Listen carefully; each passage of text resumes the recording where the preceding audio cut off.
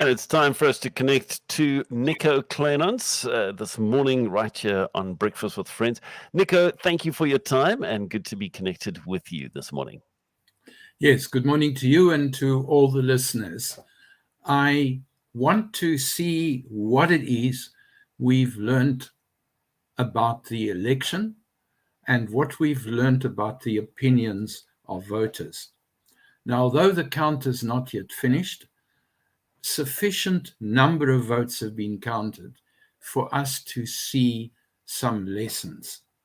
So let's start and look at the number of registered voters in South Africa, in the Western Cape, and the city of Cape Town. So if that screen can just be brought to life. Yes, okay.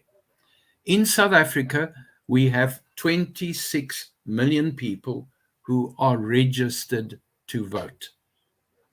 36% went to the elections to participate in the voting. And up for grabs is 8,794 seats. In the Western Cape, we have 3.1 million registered voters. 37% pitched to cast their votes.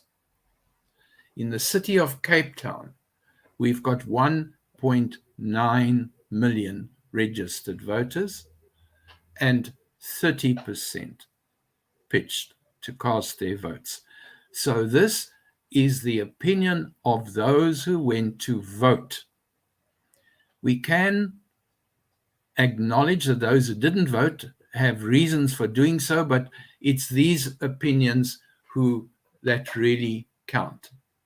Now, if I go to look at the Western Cape and I look at the results thus far, in 2016, 63% voted for the DA, and with 89% of the votes counted, this time the DA has 54.58.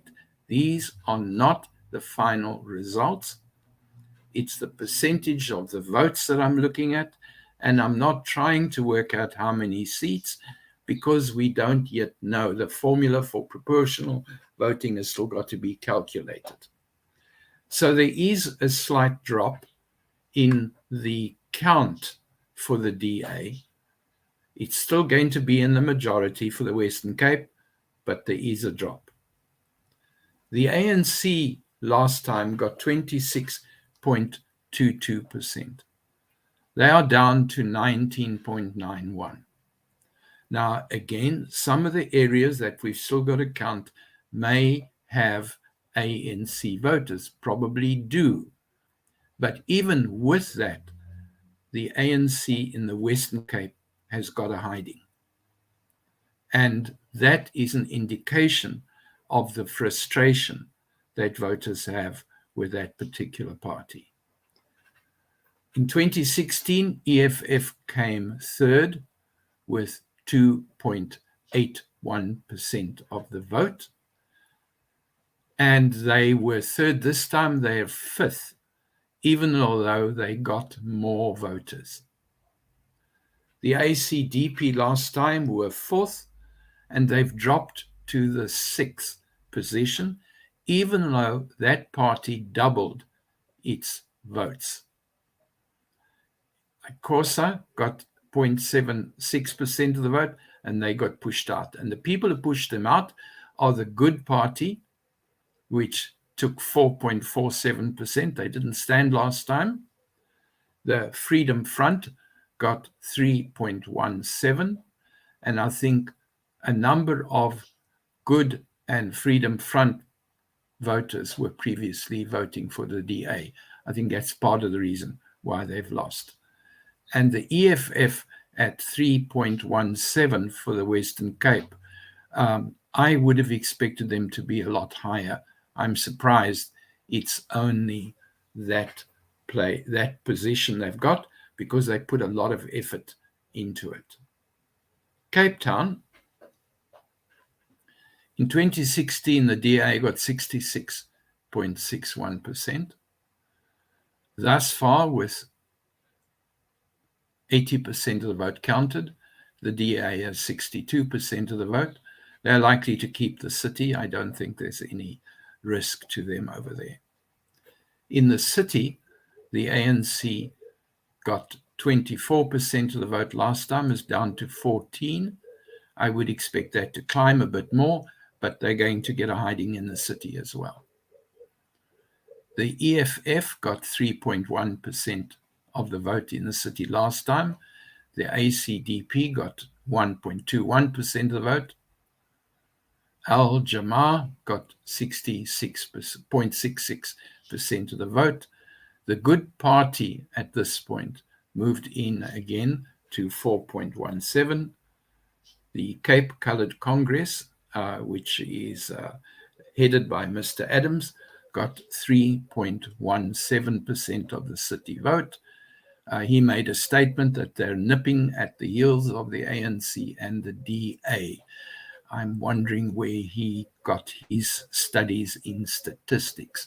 3.17 is not a threat to those two parties at all. And yeah, you can see the ACDP got 2.57% of the vote. I think that is fairly close to what they're going to do. So what I'm now going to do is I'm going to stop sharing, and I need to make some generalized comments. There is a particular party in this province called Cape Exit. Now, they believe that their goal is to separate the Western Cape from South Africa. They got 0.57% of the vote in our city. Even if they got 90% of the city vote, they still can't implement the breakaway strategy, because the breakaway strategy is dependent on 66% of parliamentarians voting to support their motion and 6 of the 9 provinces voting to agree that the Western Cape break away. So I think that's a bit of a dream. And I can't see that their goals in the present form are going to find favor with the electorate. There are 12 hung councils in the Western Cape. These are councils where there is no clear majority party and where coalitions are going to have to happen. So that means in those 12 councils, sufficient number of people decided to switch votes from the main parties to make those hung councils. So a vote for a small party is not always a waste of time. In terms of national, the ANC has collapsed in Soweto. And because a quarter of all the Johannesburg voters live in Soweto, there are serious implications for that particular party. Herman Mashaba has been a major threat to the ANC in Soweto, and he has made it absolutely clear he will not work with that party. So there's going to be some interesting changes that are going to have to happen. But if I look at the low turnout, what was the problem there? Well, in my case, on election day, I jumped into the car, charged down to the campsite where I have to vote, got out and got drenched to the skin within a couple of seconds. So I jumped back in the car, raced home again, showered, cleaned up, dried, and waited for a couple of hours. I then got back into my car when it stopped raining, got there as the rain started again. So it took 3 trips to finally get my vote cast, and I think the rain did affect the number of voters pitching. I also speak to a lot of 25-year-olds as staff because that's the age I employ. And I also talk to that age because Kyle is of that age and his buddies are always hanging around. And I asked them were they going to vote. And with 2 exceptions, they all said no. I asked why they won't vote. A couple of them said their vote won't make a difference. A couple of others have said the ANC have abandoned us. Our parents voted for them and nothing has happened. We are not going to do the same. So we'd rather not vote. And then a significant number also said, I'm not prepared to spend 3 hours in a queue because the IEC uses 1980 technology. If 17 countries around the world can allow online voting, then South Africa should do the same. And if South Africa had online voting, we would be happy to cast our votes. I think that is a fair argument. And I also wonder why the IEC spends millions of rand on technology that when you're casting your vote, you can see it's breaking. It's not working. That's why the queues were so slow. It just seemed to me there are better technologies that the IEC can consider.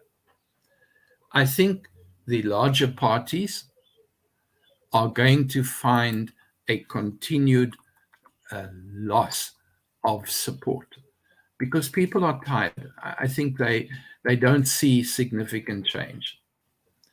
The smaller parties or movements with solid strategic messages are going to gain support. But many of them have realized it's not that easy to get media attention. You really can't do so.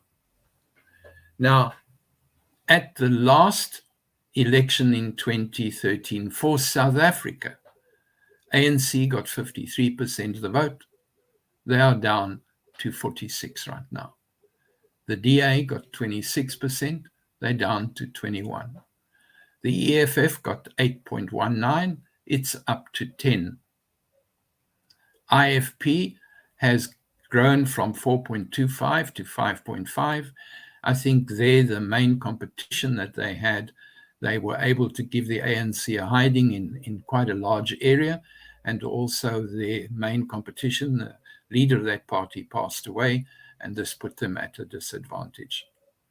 And then the other thing that surprises me is the growth of the Freedom Front nationally. And I think that's been at the cost of the DA. And my own feeling is good luck. I'm not particularly happy that policies of those particular type of political parties should have a foothold in South Africa. We've moved beyond that. We shouldn't still be focusing on that. So my question to you is, did you exercise your vote? And if you didn't, on what grounds are you now going to complain? If you did exercise your vote, hold your parties responsible, hold them liable. Complain if issues are not being solved in your immediate area.